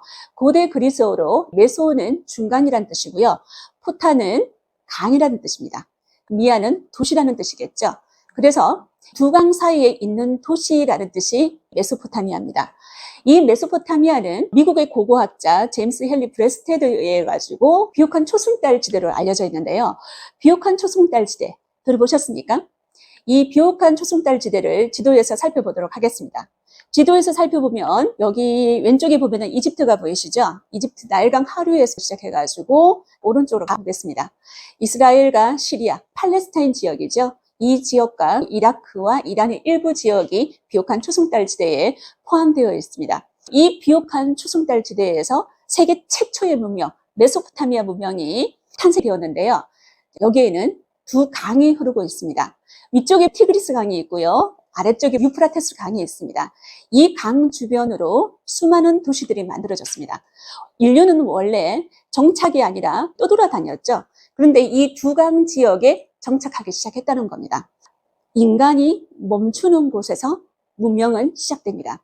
여러분, 티그리스 강과 유프라테스 강이 만나는 지점에 보면 우르라는 지역이 있을 겁니다. 이 우르와 우르크 이런 도시들이 있죠. 특히 이 우르는 아브라함의 고향으로 알려진 도시국가로 굉장히 유명합니다. 그리고 티그리스 강과 유프라테스 강이 만나는 이 메소포타미아 지역이 구약 성서 창세기에 나오는 에덴 동산이라고 학자들이 입을 모으고 있습니다. 4대 문명을 보면은 강이 하나인 경우가 있죠. 그런데 이 메소포타미아 지역은 두 강이 흐르고 있습니다. 강 두 개가 불규칙적으로 홍수가 난다고 생각 한번 해보십시오. 인간한테는 어쩌면 재앙이지 않을까요? 홍수가 잦았던 티그리스 강의 현재 모습을 여러분들은 보고 있는데요. 겁나 많은 이 두 강을 어떻게 인간은 컨트롤해냈을까요? 그렇습니다. 광계수로를 만들어서 이 물을 컨트롤해냈다는 거죠. 이 광계수로를 만들어냈기 때문에 메소포타미아 지역에 많은 도시 국가들이 만들어질 수가 있었습니다. 그리고 메소포타미아 지역은 굉장히 개방적인 지형입니다. 아시아, 아프리카, 유럽으로 다 통하는 길이죠. 그래서 외부로부터의 침략이 굉장히 잦았습니다. 전쟁이 잦았고요. 이 전쟁의 원인은 두 가지 이유인 경우가 굉장히 많았습니다. 우선 물이었고요. 두 번째는 진흙이었습니다. 이 진흙을 가지고 뭐를 할 수 있을까요? 그렇죠. 점토판을 만들 수가 있었습니다. 이 점토판에서 쐐기 문자를 기록할 수 있다는 거죠. 이렇게 전쟁이 잦았다. 그러면 여러분들은 감히 내세를 생각할 수 있을까요? 내세, 미래까지 내다볼 수 없겠죠. 그래서 이 사람들한테는 이 현세에서 살아남는 게 가장 중요했습니다. 항상 살아남게 해달라고 신에게 기도를 했죠. 이 바빌로니아의 수도가 바빌론이거든요. 바빌론에 가면은 지구라트라는 신전이 있습니다. 이 신전의 맨 꼭대기에 제사장이 올라가서 제물을 바쳐놓고 신에게 기도를 드리는 거죠. 이 지구라트를 자세히 보시면 사방이 계단으로 되어 있는 피라미드 구조입니다. 제사장이 쉽게 올라갈 수 있도록 이렇게 계단 형식으로 만들어진 신전이 지구라트라고 말씀드릴 수가 있겠습니다. 현세의 삶이 너무나 힘들었기 때문에 이 메소포타미아 지역에 있는 사람들은 항상 신에게 기도를 드리려고 했었죠. 그래서 제사장이 계단을 밟아서 꼭대기에 올라서 제물을 바쳐놓고 신에게 항상 기도를 드렸다고 알려져 있습니다. 인류 최초의 문자를 여러분들은 지금 보고 있습니다. 쐐기 문자입니다. 이 쐐기 문자는 쐐기 모양으로 만들어져 있다고 쐐기 문자인데요. 뼈나 갈대 줄기를 펜으로 삼아서 점토판 위에다가 적었습니다. 적고 난 다음에 불 한 번 더 구워냈습니다. 이 점토판 때문에 진흙이 굉장히 많이 필요했고요. 전쟁의 원인 중에서 이 진흙을 차지하고자 하는 욕망이 국가별로 있었다는 겁니다. 그래서 유목에서 농경사회 진입 후에 복잡한 이해관계가 충돌하는 경우가 굉장히 많아졌습니다. 이를 조정할 필요가 생겼겠죠. 그래서 법이 만들어졌다고 합니다. 인류 역사상 최초로 문자를 만들고 법을 제정해서 사회 통치 시스템을 정비했던 지역이 메소포타미아 지역입니다. 그래서 저는 감히 여러분들한테 말씀드릴 수 있습니다. 최초의 문명이 발생한 곳에 최초의 법이 만들어졌다. 그래서 문명은 곧 법이다. 함무라비 왕이 법전을 만든 이유 궁금하시죠? 그러면 함무라비 왕부터 한번 살펴보도록 하겠습니다. 이 함무라비 왕 시기에 메소포타미아 패권을 바빌로니아 왕국이 장악을 했는데요. 이 티그리스 강과 유프라테스 강 일대를 전부 다 전쟁으로 통일을 했던 이가 함무라비 왕이었습니다. 자그마치 35년 동안 전쟁을 했다고 알려져 있는데요. 35년 동안 전쟁을 하면서 이 주변 지역을 다 통일했다. 그러면 함무라비 왕은 이제부터는 이 백성들한테 평화와 행복을 안겨주고 싶겠죠.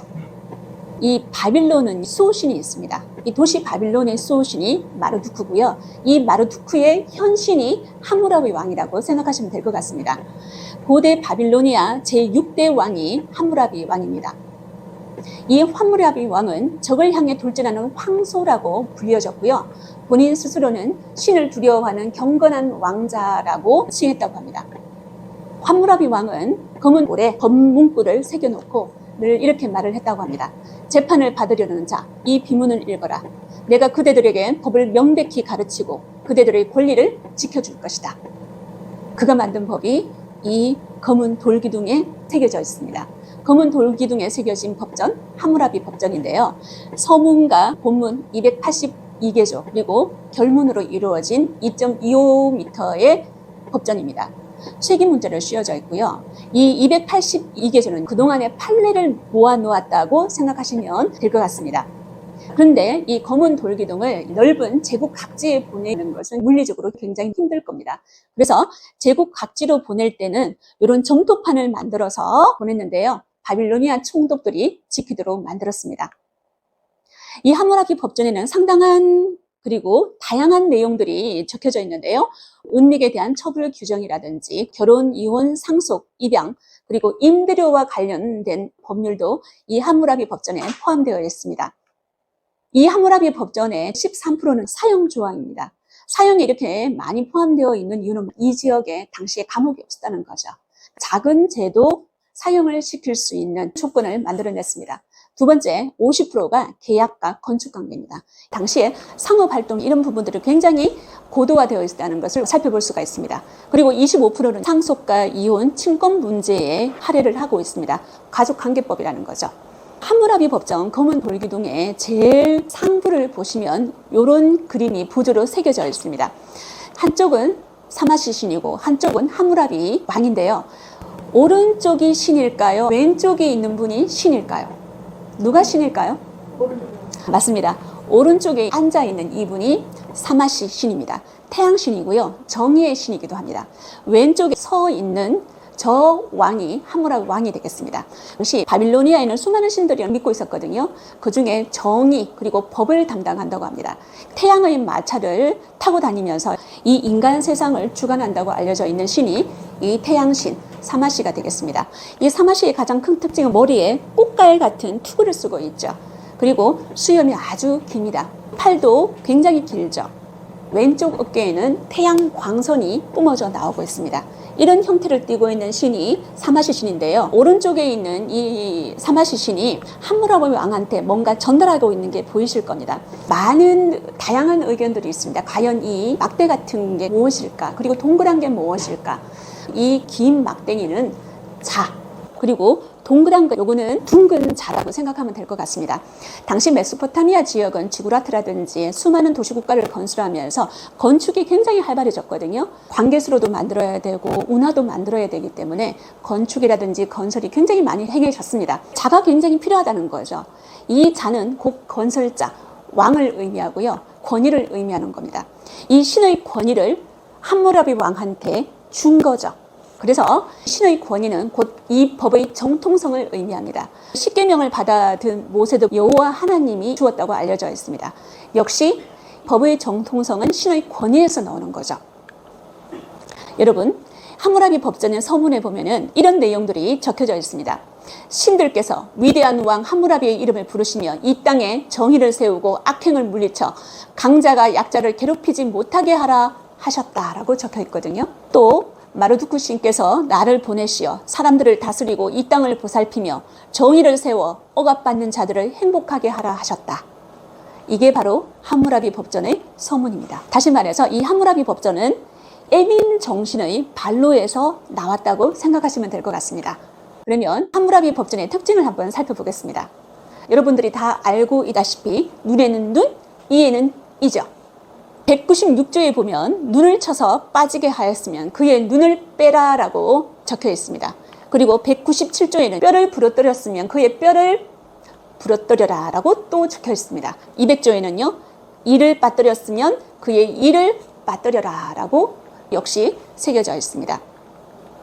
우리는 이것을 탈리오의 법칙이라고 합니다. 탈리오의 법칙은 동해 보복법이죠. 똑같은 해를 입었으면 똑같이 보복을 해라는 겁니다. 이게 동해보복법. 다시 설명하자면 피해자가 입은 피해와 같은 손해를 가해자에게 가하는 보복의 법칙을 탈리오의 법칙이라고 생각하면 될 것 같습니다. 이 탈리오의 법칙으로 알려져 있는 법 몇 조항을 여러분한테 소개해 드리겠습니다. 한번 맞춰보시겠습니까? 남의 자식을 죽게 한 자는 누구를 사형에 처할까요? 맞습니다. 그 자식을 사형에 처합니다. 무한 보복의 악순환 고리를 끊어내는 목적으로 이런 탈리오의 법칙이 만들어졌는데요. 여러분, 과거에 귀족이 평민을 상대할 때 이 평민들한테는 그 이상의 보복을 했는 경우가 굉장히 많죠. 인류는 처음부터 농경민이 문명을 만든 게 아니잖아요. 그죠? 유목민이 정착을 함으로써 문명이 탄생을 했거든요. 유목민들은 굉장히 척박한 지역에서 살아남았는 사람입니다. 약탈이 난무했었죠. 약탈이 있는 곳에 뭐가 있습니까? 복수가 있죠. 그래서 이 보복의 악순환을 끊어내는 게 이 눈에는 눈, 이에는 이 탈리오의 법칙으로 알려진 함무라비 법전의 목적이라는 거죠. 두 번째는요. 아마 여러분들이 깜짝 놀라실걸요. 이 함무라비 법전에는 사회적 약자를 보호하려는 함무라비 왕의 뜻이 그대로 내포되어 있습니다. 함무라비 법전의 제1조항 궁금하시죠? 놀랍게도 무고죄입니다. 다른 이를 고발하고 증명하지 못한다면 고발한 자를 사형에 처한다. 죄 없는 사람을 고발했을 경우에는 사형이라는 최고의 형벌로 다스린다는 거죠. 과거에 보면 강자가 약자를 무고한 경우가 굉장히 많지 않습니까? 그 부분을 고려해서 함무라비 왕이 법전에 이 조항을 넣었다는 거죠. 또 함무라비 왕이 얼마만큼 사회적 약자를 배려했는지 이 조항을 보면 여러분들이 느낄 수가 있을 겁니다. 사람이 빚을 지고 있어요.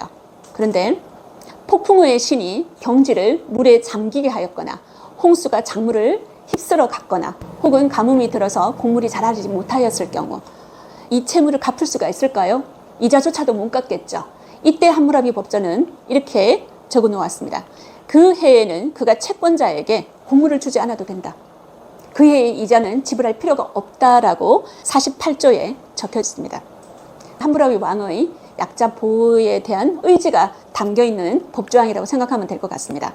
그리고 빚이 있는 채무자가 자신의 아내 혹은 아들이나 딸을 채권자에게 넘겨주었거나 이를 해서 그 빚을 갚도록 했으면 그들은 3년 동안 채권자의 집에서 일하고 4년째에는 풀려나야 한다라고 상한선을 딱 정해놓았다는 거죠. 만약에 이 조항이 없었다면 이 사람은 어쩌면 그 채권자 집에서 평생 동안 노예처럼 일했을 겁니다. 여러분, 놀랍게도 함무라비 법전에는 최저임금 조항도 들어있습니다. 선원은 1년에 6그루의 옥수수를 임금으로 주고 일용 노동자와 목축업자는 1년에 옥수수 8그루를 받는다라고 239조에 적혀져 있습니다. 현대법과 같은 이런 최저임금이 3700년 전에 만들어진 함무라비 법전에 새겨져 있다는 겁니다. 그리고 어떤 사람이 한 여자를 부인으로 취하되 계약을 체결하지 않으면 그 여인은 그 사람의 부인이 아니다. 여기에서 계약을 체결하지 않으면이라는 이 말이 내포하고 있는 것은 혼인신고입니다. 혼인신고를 하지 않고 그 여인을 데리고 살 경우에는 어떤 법적 이득도 취하지 말라는 거죠. 그리고 아내가 다른 남자와 함께 누워 있다가 붙잡히면 그들을 묶어서 물속에 던집니다. 단 그 남편이 아내를 용서해주면 왕은 그 남자를 살려주는 겁니다. 이것도 역시 함무라비 법전에 담겨져 있습니다. 이 죄는 오늘날에 무슨 죄하고 비슷합니까? 간통죄죠. 그런데 이 함무라비 법전도 너무나 오래전에 만들어졌기 때문에 한계가 있다는 거죠. 그 한계는 유전무죄, 무전유죄입니다.